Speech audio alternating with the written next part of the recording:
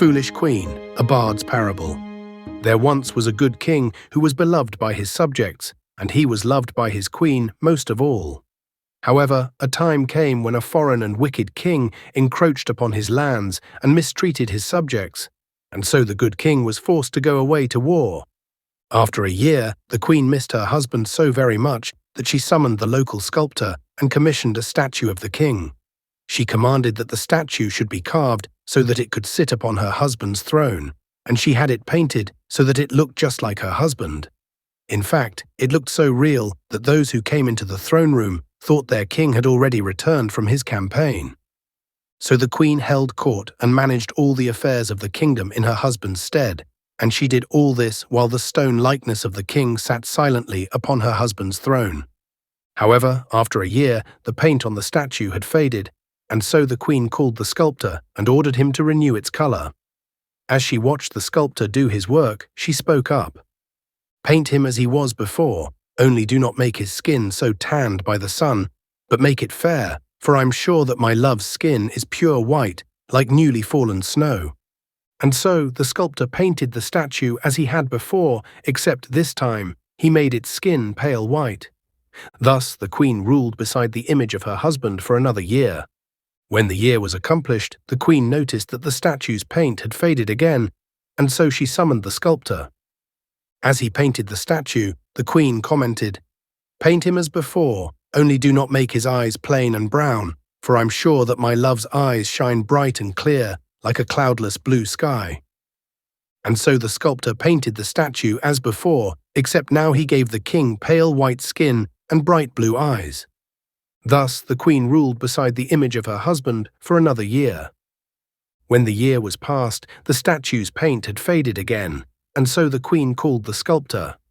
While he was doing his work, the queen said, "Do not make his hair dull and brown, for I'm sure his hair is radiant like the brilliant rays of the sun."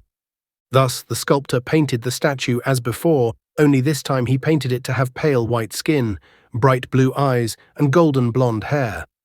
For another year, the queen ruled in her husband's place, while the stone statue sat wordlessly upon his throne. Again the paint faded, again the sculptor was called, and again he brought out his paints and brushes.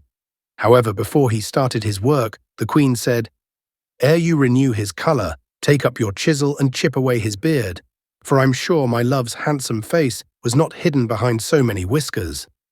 And so the sculptor removed the statue's beard. Then he painted its skin pale white, its eyes blue, and its hair blonde. After the sculptor was finished, the queen ruled the realm for another year, while the stone king sat upon the throne, and because it looked so real, the people gave it a bow as they came before the queen. Now, I would not have you think that the queen did not miss her husband, for though the statue looked very real, it could not speak comforting words to her, nor caress her hand, nor give her a gentle kiss, nor warm her empty bed. So it happened that the king was away at war for 7 long years, and during all that time the queen yearned for her husband. In the 7th year, the good king defeated that wicked ruler who had attacked his realm and abused his subjects, and he made all that wicked lord's lands a part of his own. And once the people of that land saw the goodness of their new king, they rejoiced, and all their lords gladly bent their knees and pledged their loyalty. Thus the good king brought peace to all his realm once more. And with the war won, the king turned his face toward home, but when he came to stand at the gates of his castle, he was not warmly received. Instead, the guard at the outermost gate rudely shouted, "Who goes there?" "Do you not know your king?" the king asked. The guard looked directly at the king and broke out into scornful laughter. "If you're the king, then I'm the village idiot." The lord who rode next to the king spoke up.